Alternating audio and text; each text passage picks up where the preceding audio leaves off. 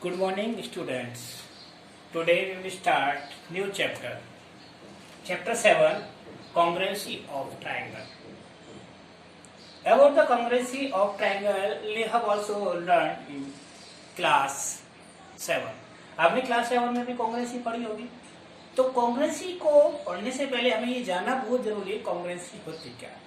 कॉन्ग्रेंसी में देखिए, कॉन्ग्रेंसी में के मतलब क्या है कि when two objects are same in shape and size, अगर दो कोई ऐसी वस्तु है जिनका साइज भी और शेप भी एक जैसी है तो क्या कहेंगे कॉन्ग्रेंस. मैं आपको एग्जांपल देता हूँ. जैसे 1 रुपीज कॉइन, दोनों के साइज क्या है, सेम है और उनकी शेप भी, आकृति भी एक जैसी है, तो क्या होंगे कॉन्ग्रेंट. जैसे 10 रुपीज नोट, दोनों के साइज भी सेम है और शेप भी एक जैसी है, तो क्या होंगे कॉन्ग्रेंस. कॉन्ग्रेंस होने के लिए उसकी शेप और size both should be exactly equal, then we can say these two objects are congruent. The definition of congruency: when two figures having exactly बिल्कुल इक्वल, कोई डिफरेंस नहीं होना चाहिए, exactly same shape and size, उनकी shape और size दोनों exactly equal है, are called congruent. उनको क्या बोलेंगे, congruent. And this property is called congruency. और इस प्रॉपर्टी को क्या बोलेंगे, congruency. अब ये congruency किसी में भी हो सकती है. हमारे चैप्टर में है congruency ऑफ ट्राइंगल, तो हम ट्राइंगल के बारे में डिस्कस करेंगे. ये congruency आप किसी भी शेप में ले सकते हैं. मैं स्टार्टिंग सर्कल से करता हूं. जैसे there are two circles of center O and O dash. दोनों की रेडियस सेम है r. जब रेडियस सेम है दोनों की तो क्या होंगे, दोनों एक जैसे हैं दिखने में, साइज में भी एक जैसे हैं, तो बोथ आर कॉन्ग्रुएंट. तो फिर इनको हम लिखेंगे क्या, देखिए ये सिंबल किसका होता है, कॉन्ग्रुएंसी. कॉन्ग्रुएंसी में मैंने क्या बताया, सेम का मतलब ये आकृति एक जैसी, और साइज का मतलब इक्वल. तो इसमें सिमिलर और इक्वल दोनों आ गए, that is called congruency symbol. तो अब हम इसको लिखेंगे COR congruent to CO dash R, यानी circle of centre O radius R congruent to circle of centre O dash radius R. अब ऐसे ही आते हैं क्वाड्रिलेटरल, ABCD और PQRS. ये ऐसे दो फिगर है जिनकी और साइड्स क्या है, 3, ये 3, ये 3, ये 3, ठीक है, 3 सेंटीमीटर. अब दोनों की साइड इक्वल हो गई, सेम एक जैसी हो गई, तो कैसे हो गए, कॉन्ग्रुएंट. तो क्या लिखेंगे, ABCD congruent to PQR. Okay. अब आती लाइन सेगमेंट. लाइन सेगमेंट में भी कॉन्ग्रुएंसी होती है. ये AB लाइन सेगमेंट है, कितना है, 10 सेंटीमीटर. दूसरा PQ 10 सेंटीमीटर. तो दोनों की लेंथ भी इक्वल हो गई और सेम हो गई, तो क्या हुई, AB congruent to PQ. This is the congruent. And triangle. अब आ जाओ ट्राइंगल में. ट्राइंगल में there are two triangle ABC and PQR, both are congruent.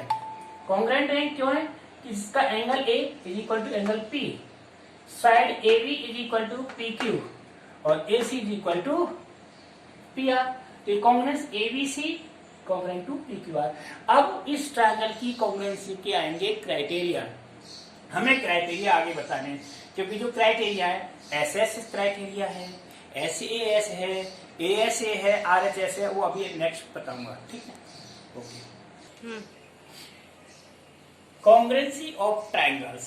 Triangles की कॉन्ग्रुएंसी को समझने के लिए ट्राइंगल्स की इक्वलिटीज मस्ट है. इक्वलिटीज क्या है कि किस अकॉर्डिंग हम ट्राइंगल्स को लेते हैं. अगर हमने ट्राइंगल ABC लिया है तो उसका पहले कौन सा पॉइंट आएगा, पॉइंट के अकॉर्डिंग क्या साइड आएगी, किसकी किसके साथ इक्वलिटी होगी. मोस्टली हम क्या कर सकते हैं कि जैसे triangle ABC congruent to DEF है और हमने क्या लिख दिया, ABC is equal to EFD, तो चेंज हो गया. इस तरह से कॉन्ग्रुएंसी नहीं होती है. जब एग्जैक्टली हमको प्रूव करना है, जैसे ये ट्राइंगल है और इस ट्राइंगल को हमने कॉन्ग्रुएंट प्रूव करना है, तो कैसे होंगे, इस ट्राइंगल को एज इट इसके ऊपर रखना पड़ेगा और ये टोटली जब इसको कवर कर लेगा तो कॉन्ग्रुएंस हो गया. अगर मैं क्या करता हूं, मैंने कहा ये दोनों ट्राइंगल साइड में इक्वल हैं, इस ट्रायंगल के आप इस ट्रायंगल को इस तरह से घुमा के ऊपर रख दिया तो ये कॉन्ग्रुएंस नहीं होगा. इसीलिए पॉइंट्स की इक्वलिटी इज मस्ट, इक्वलिटी होना मस्ट है. अब इसकी कितनी क्राइटेरिया है, 3 पॉइंट्स हैं. 3 पॉइंट से ट्राइंगल को हम 6 वे में लिख सकते हैं। पॉइंट्स की, इसके वर्टिसेस की इक्वलिटी दिखा सकते हैं। ठीक, जैसे पहली है equality, triangle ABC equal to DEF. मैंने डबल साइडेड एरो लिया है, इसका मतलब ABC equal to DEF and DEF equal to ABC. In that condition इन वर्टिसेस की इक्वलिटी क्या होगी? द वर्टिस ए यानी A equal to D, A और डी, ए का किसके साथ होगा रिलेशन? डी के साथ, and B equal to E, B किसके साथ? ई के साथ इक्वल होगा। ठीक है ना? B equal to E equal to B, ऐसे ही सी इक्वल टू एफ। तो ये इस triangle ABC equal to DEF की दोनों साइड में इक्वलिटी होगी ठीक, तभी ये कॉन्ग्रुएंसी का क्राइटेरिया फुलफिल करेंगे। अगर हमें ये कहना है कि triangle ABC congruent to DEF, तो इसके लिए क्या लेंगे? Side A B equal to DE, BC is equal to EF and C A is equal to F T. अगर इसको चेंज कर दिया तो कॉन्ग्रुएंस नहीं होगा। अब दूसरी कंडीशन, इधर का ट्राइंगल वही है एबीसी, मैंने उस ट्राइंगल को चेंज कर दिया। क्या कर दिया? डी एफ ई, इधर से कर दिया D F E.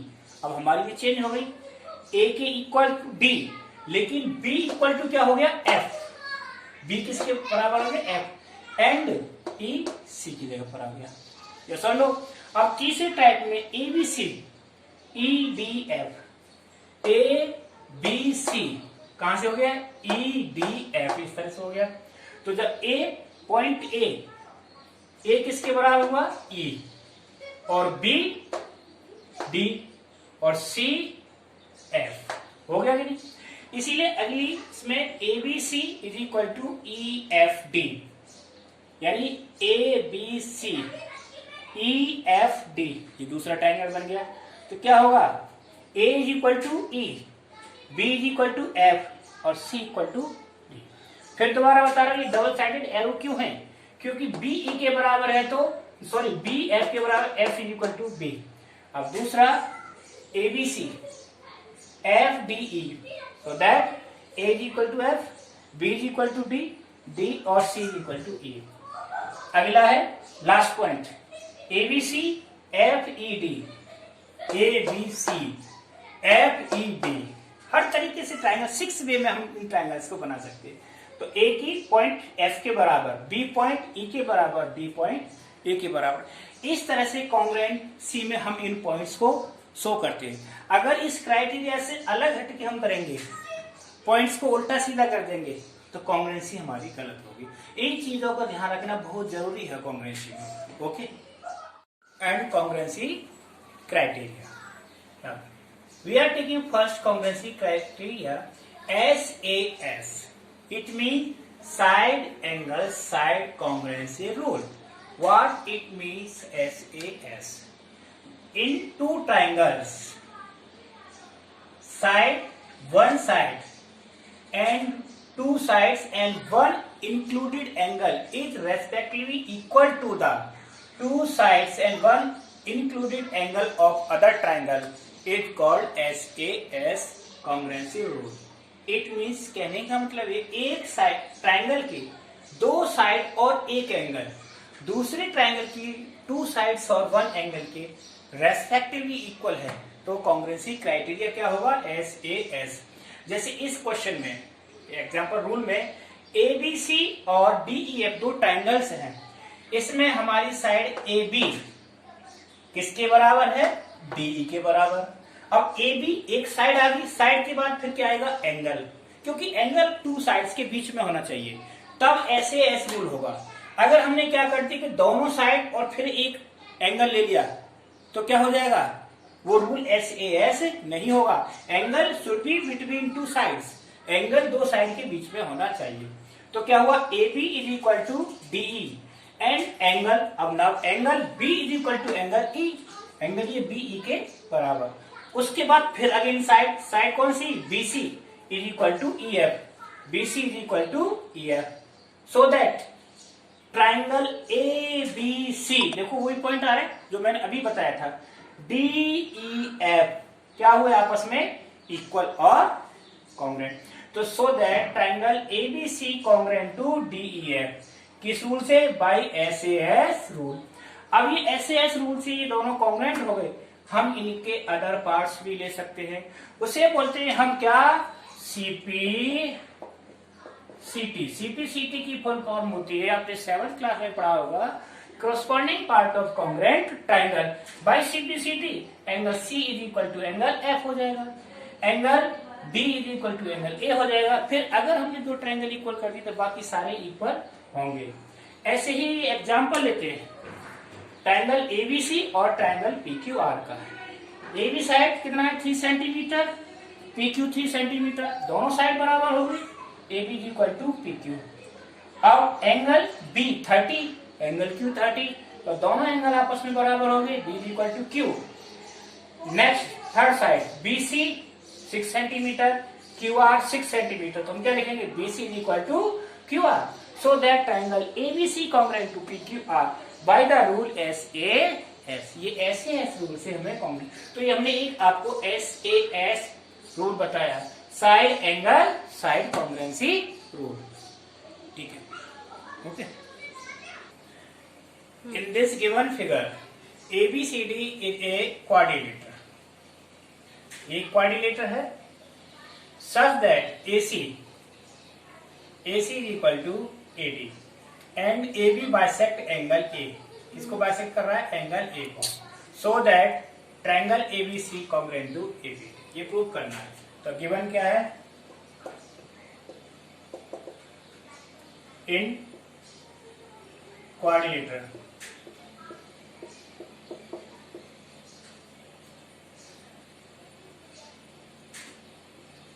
ABCD, okay, ABCD quadrilateral में तो क्या होगा? देखिए क्या गिवन है? AB बाइसेक्ट एंगल A, किसको बाइसेक्ट करता है? एंगल A को।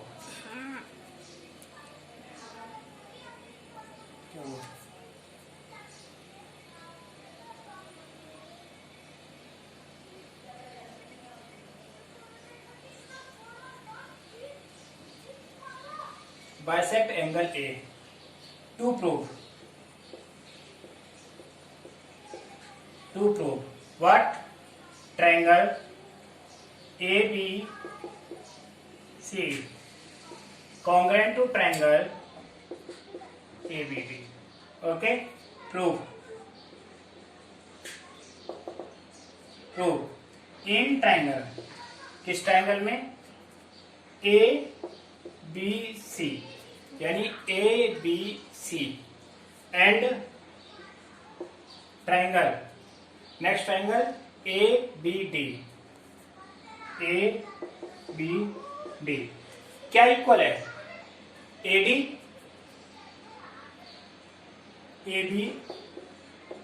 Equal to AD, what is given?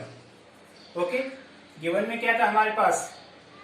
Sorry, AC is equal to AC and angle BAC is equal to angle BAD, ये इक्वल हो गया। And what is common? AB is equal to AB, क्या है ये? Common. ठीक है, ये क्या आ गया? गिवन में आ गया। सो दैट देयरफॉर ट्रायंगल, कौन सा triangle? ABC congruent to triangle ABD, ये ABD के कॉन्ग्रुएंट हो गया। जब ABD के कॉन्ग्रुएंट हो गया तो कौन सा रूल लगा? By SAS rule.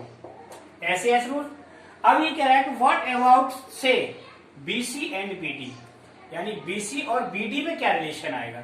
मैंने बताया था जब दो ट्रायंगल आपस में कॉन्ग्रुएंट होते हैं तो लगता है CPCT, corresponding part of congruent triangle. तो क्या हो जाएगा? BC is equal to BD by CP CT. That is called corresponding part of congruent triangle. Hence proved. Okay, stop.